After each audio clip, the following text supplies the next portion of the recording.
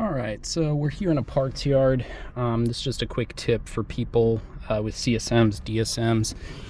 When you're removing the MPI relay, don't go back in here and try to tug on the wires. I'm going to show you the other side real quick why.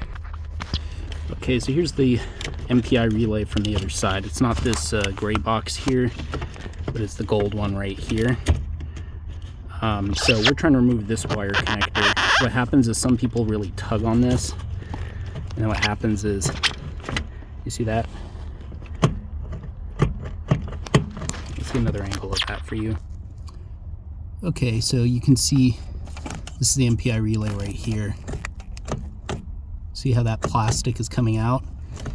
There's a lot of current going through this, and if your battery's still connected when you're trying to remove this, you will fry all these wires all the way back to the engine computer and like maybe even into the engine bay and stuff if you don't unplug the battery in time, or if you don't get the short that's created by the metal that's in here touching the metal case that's right here.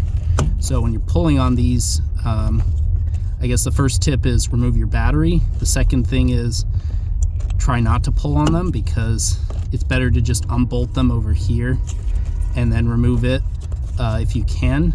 Otherwise, the thing is, it has this little, the steel case has this little tang right here, and over time, see how it ate through that plastic?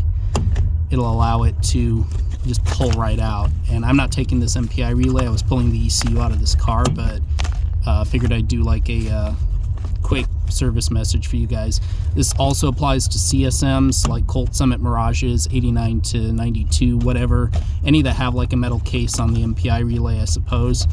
You just want to be very careful, and again, remove the battery before you work on this sort of thing. All right, thanks for watching, and I'll catch you guys in the next one.